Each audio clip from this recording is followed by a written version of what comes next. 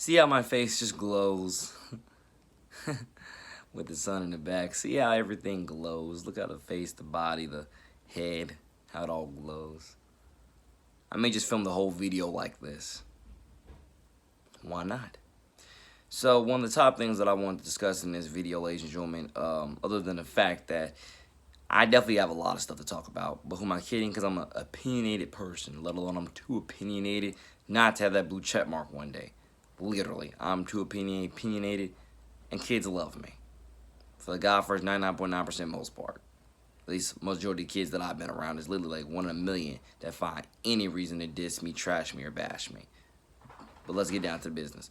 So the Jaguars just cut kicker Stephen Hauschka, and so he's not the black guy that I thought he was. That wears number 1 now, which was Josh Dobbs' number when we first traded for him last year. Once Nick Foles went down. So I forgot what that black guy's name is, who's supposed to be our kicker.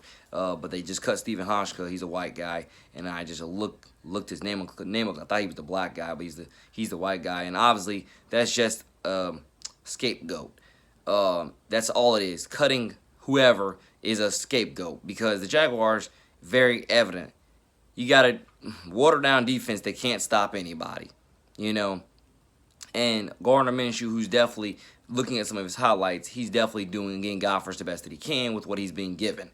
So once again, Gardner's still our guy. I love him. He's my guy. Gardner is franchise. But as I've said countless times before, if you look at Mac Jones, who's a Jacksonville hometown product, and then you look at Kyle Trask, who is at the University of Florida right now, they're both balling, let alone a few other quarterbacks that you can probably name there in that mix. The Jaguars, either way it goes, are destined to draft somebody else. I'm not saying to replace Gardner, but they're definitely destined to draft somebody else to at least compete with Gardner. Now, I understand the NFL, especially at that position, isn't a position where you draft anybody to really compete. They're going to tell you that entering camp, but then they're going to cut you no matter what you show. As I've said before, look at guys like Kyle Sloter, Alex Magoo, and probably quite a few others that I can name. Because, again, I'll never forget, like I keep saying, being on not Snapchat, Twitter last year around, not this same time because this is October, but being on Twitter last year around late October, early September, if I'm not mistaken, and literally reading how Kyle Sloter had been cut from the Vikings, and all the fans were in uproar like, how did you cut Kyle Sloter? Kyle Sloter evidently outplayed Sean Mannion. But I'm telling you, just like last night with the egg that the Vikings laid by letting the Seahawks come back, and win like that, it's easy. They don't want competition at the position. That's why they literally just re-upped it Kirk Cousins for another 2 years. They don't want competition at that position that I've said 100 trillion times, ladies and gentlemen. Let alone looking at not just how Kyle Sloter also got cut by Detroit, which is garbage because, again, Chase Daniel doesn't excite anybody, in terms of being a backup to Matthew Stafford. So that pick was garbage, I think. But also some other dude. Taylor Heineke, you probably definitely don't know him, don't remember him. But it definitely, if you watched the Carolina Panthers last preseason, you probably do, because he was on your roster. He was competing with Kyle Allen to be the backup, the second-string backup behind Cam Newton, because Will Grier, they had just drafted Will Grier, and Will Grier was the third string, and he's still the third string now. And so that's kind of how it goes. He was competing with Kyle Allen. And I never forget, once again, looking on the reports where it said that you couldn't cut Will Grier because you just drafted him. Let alone you draft him in the 3rd round. You don't spend any type of draft capital on anybody just to cut him after one season. You need to give him time to develop. And it said that Taylor Heineke had evidently outplayed both Kyle Allen and Will Grier. So how did Taylor Heineke end up being the one that's cut? And not only the fact that he was cut, I don't think he ever got another job anywhere else after he was cut. And that's kind of what I mean when I keep trying to express to people.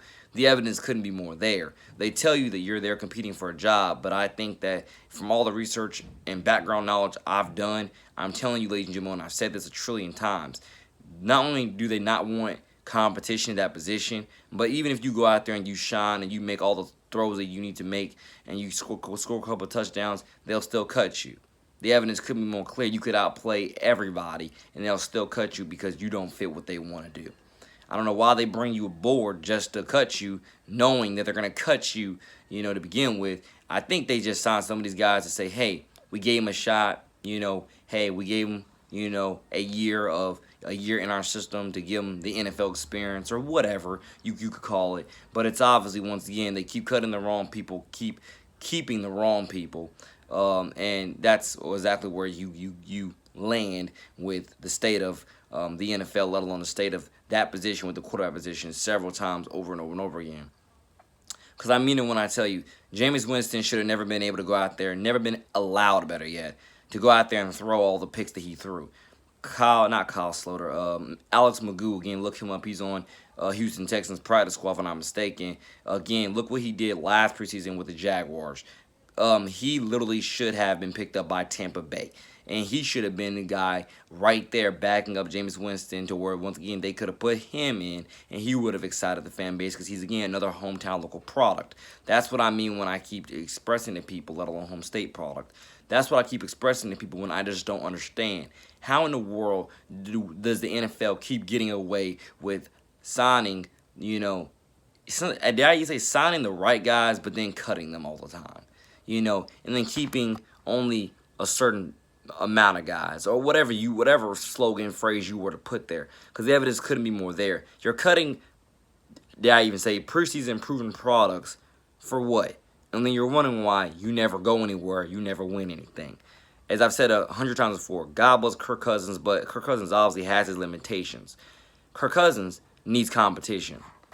And lucky for places like the Vikings, or people like the Vikings, you have to understand that the guy named Trey Lance is actually from Minnesota, and he's a top quarterback in next year's draft. So what I'm looking forward to, deeply, deeply forward to, is by God's grace, he blows off the socks at the NFL draft combine, etc.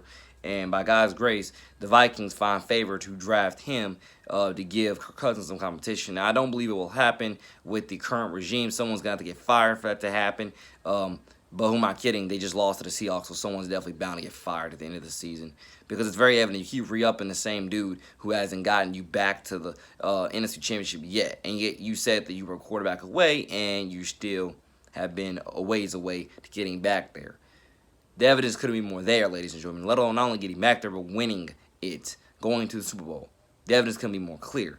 You need a game changer. You need a playmaker. You need some new young blood in there that's going to energize the fan base and give them real hope, real cause for hope towards the next, 10 years. And I'm not saying Kirk Cousins is obviously a scrub, because he's not, but I'm definitely telling you, just like a few other quarterbacks I can name, Kirk Cousins has his limitations. He can make just enough throws, and then after that, it's all downhill from there. That's the problem. He will never, at least in my opinion, he's not elite. He won't be elite, and he's not going to get you to a Super Bowl, let alone win one. That's just my opinion. He probably might prove me wrong somewhere in the next how many years, but so many things have to happen in order for that to happen. So I'm just saying, they need competition in the position. Stop hiding from it, because you had it in Kyle Sloter. Y'all didn't want him anymore, and now you're about to have it in this year's draft class. Stop hiding from it, because if you keep running from it, then that Lombardi's going to keep running away from you. Because it's evident. It's very evident. You need help. You need some a new face of your franchise. And you can't just put it all on Dalvin Cook and expect him to run over everybody to get you to the Super Bowl. That's not going to happen. At least if you were to personally ask me. So, also with that being said, God bless my Jaguars. But like I keep saying, with Mac Jones and Kyle Trask, it's very evident we're going to draft somebody. We just don't know which round it's going to be. And one of the top reasons why I say it's evident we're going to draft somebody, because, ladies and gentlemen, there's no way our regime is going to stay there. There's no way, in God's holy name, our regime is going to stay there with the record we have, let alone what's going, if we keep losing. There's just no way. There's no way that you can go from, how can you rationally go from being right there at the door of the Super Bowl, and then letting it slip away from you? Back in the 2017 season, if I'm not mistaken. Right there, the door of the Super Bowl, and having it slip away from you. Next season, come back, miss the playoffs, if I'm not mistaken. And then you come back again with Nick Foles. He gets hurt. Gardner Minshew comes in. he lights it up. Gardner Minshew's in his second year, you're probably as trash as you've ever been, not because of him, but because of many various moving parts. One of the top moving parts is your sorry defense that can't stop anybody. That's the point, ladies and gentlemen. And I literally just read the article yesterday that said the Jaguars literally have just lost to two teams, if not three teams, that came in without a win and got their first win versus the Jaguars. If that's not where tanking talk, I don't know what is. If that's not the Jaguars need a change in the regime, I don't know what else is, because the evidence could not be more there. You might say you're not tanking, but the evidence, your record proves it, and your play on the field definitely proves you're tanking. I don't know how the Jaguars remain with Doug Marrone and Caldwell. I don't know how they remain with them after the season, because the evidence could not be more clear. You didn't give Gardner any help, and that's why you're not going anywhere this season. I saw it looking at the roster breakdowns that they didn't give him any help. You're not there yet where you can build an entire rookie roster and, or more specifically, young defensive core. You're not there yet where you can win with a bunch of young guys on defense. You're not there yet. There's a few teams that can get away with that. You're not one of them. And for the Jaguars to pretend like they can get away with that was their first mistake. You can't get away with that in Jacksonville. I'm sorry. You thought you could, but you can't.